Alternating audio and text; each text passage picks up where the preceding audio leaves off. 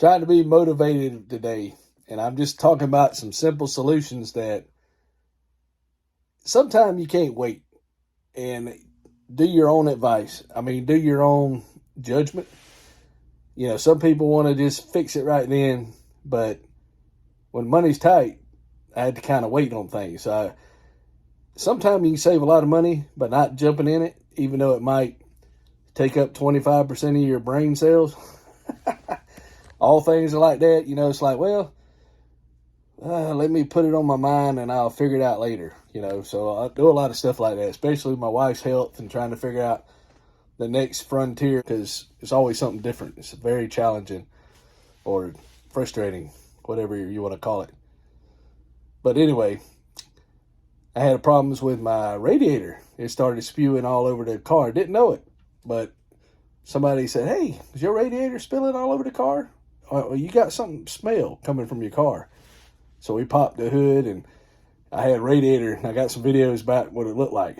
And I thought about it.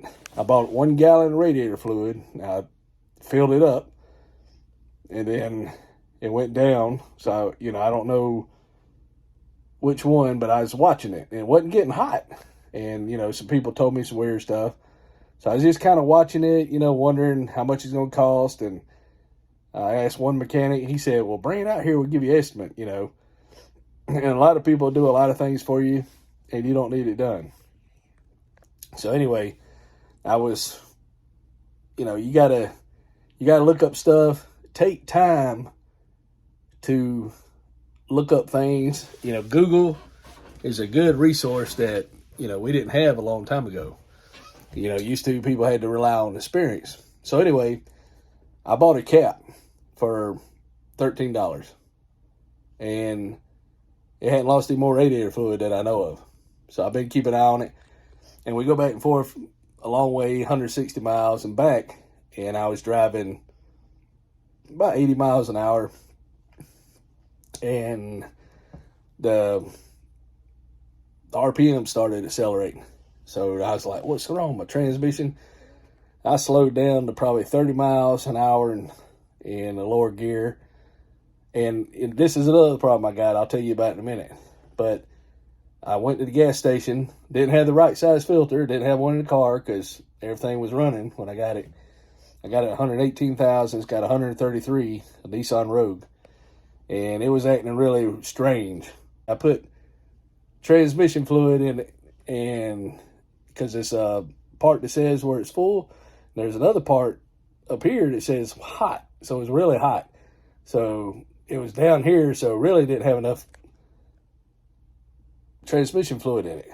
So I put some transmission fluid, and it didn't act up anymore. And then when I got home, I put a little bit more where half of it spilled on the ground, and it's been running okay for about a month. But eventually I need to change my transmission fluid. I need to change my radiator fluid. I see that coming, like tires, basic maintenance. But that could have cost a lot more money if I'd have just went and had all that done to begin with. So, $16 or $20, under $20 for 2 quarts of transmission fluid. And then, about $10 for the radiator fluid, a filter, and the car's still running. So that's a good thing. But now these cars are known to have transmission problems. Somehow, I don't know why, but it's got a sports feature. The sports feature is stuck, and the overdrive is stuck. On the gear shift, if I take the overdrive button, it says overdrive off. Well, I looked up. I don't know if I'm right, but somebody else said if you drive in sports mode, you just able to change gears quicker. But I can't turn it off sports mode. I was driving it without sports mode, and I think the overdrive was off. Well, now the overdrive's on and the sports mode's on. So it's driving, and I didn't go 80 miles. I might have got 75 a couple times, but mainly I stayed 70 and 65 and drove a lot slower. And it got me down where I needed to go and back, and didn't have any issues. So, knock on wood. I was thinking, you always got to be retroactive, but sometimes you can wait and things will fix themselves, or you'll figure out how to do it. And it's kind of, my son uses the toilet. Me and him share the bathroom toilet.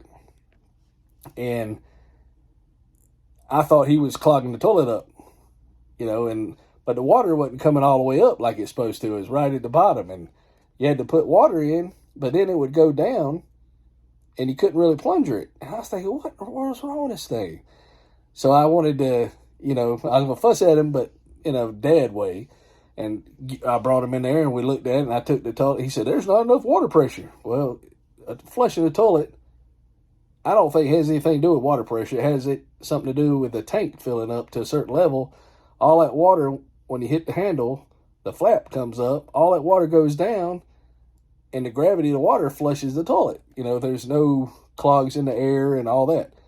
Well, when I got to showing him, because he kept taking the top off, cattywampus, and putting water in it, and he said, well, it worked last time, and, but you'd flush it, it'd be stopped up, and then the water would go all the way down. But the water wasn't coming up like it's supposed to, because, the bottom of the bowl is supposed to be so high. So I was fussing at him, and we went in there looking at it, and he said, what's that white pipe there? So the white pipe coming off where the float rises, the little white pipe that goes into the other pipe that's sticking out, well, that was just laying in the water. Somehow it come off, and I didn't realize it when we looked at it, but 2 eyes are better than one. So I put the clip on the pipe, so now the water is coming in this pipe. That goes to the inside of the toilet bowl and fills it up, about 8 inches of water in it. So now it's flushing. So that's the problem I just been blaming him. He'd been blaming me. And now I got to hear fussing at him, but now it's fixed because we fussed about it, but then figured it out. So, so sometimes a problem will fix itself if you take time instead of, because, that kind of probably cost $150 to get a plumber. The car would probably be all the parts and everything. The part changers fix stuff. They'll just charge you $300, $400 labor. Even where I get my oil change, they say, hey, your radiator fluid's bad.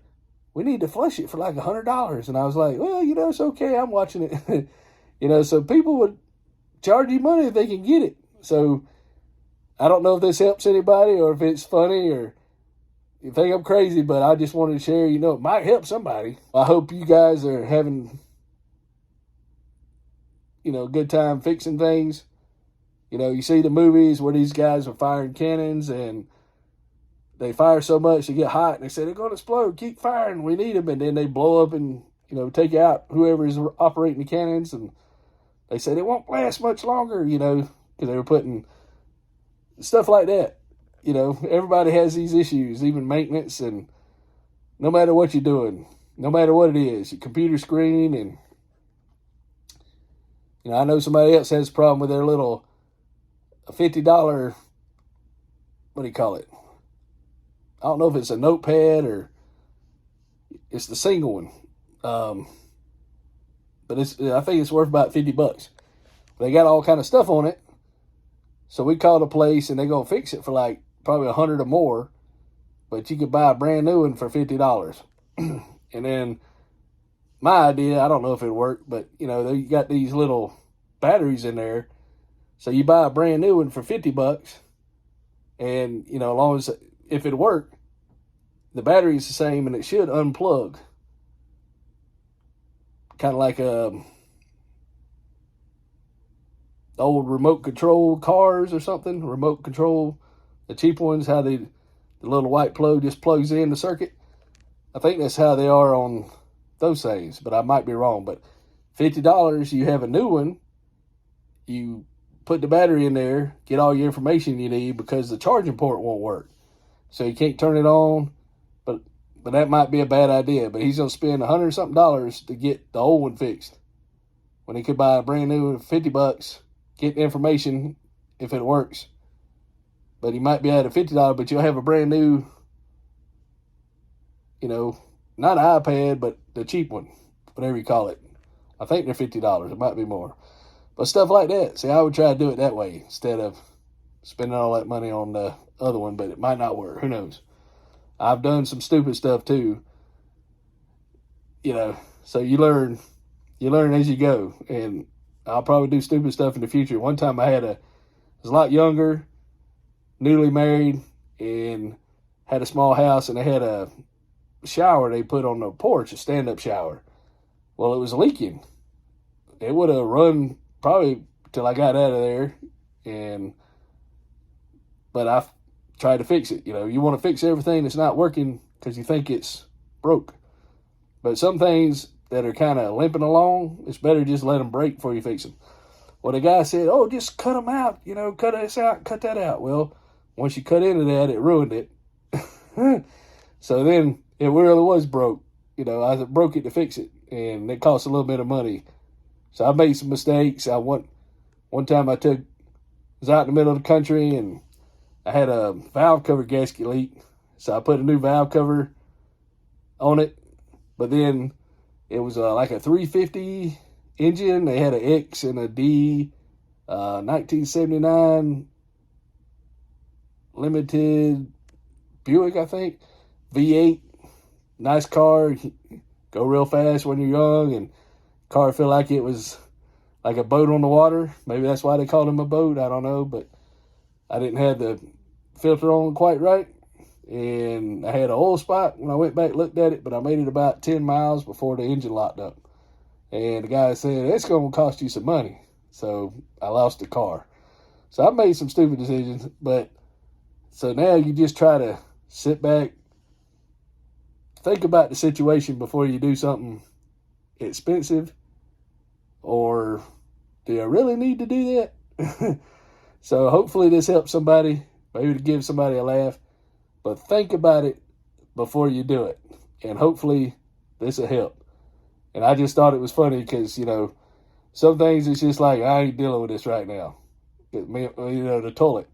Then I finally got my son, we were both in there, and he's got good eyes. I can't half see.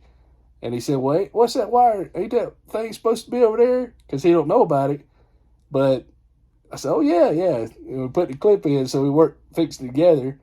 If he knew what he's doing, he could have fixed it. But, yeah, so it's crazy, man. Y'all have a good one. Hope y'all are fixing stuff and thinking about it. And I just wanted to share. I thought it's kind of funny. So y'all have a good one.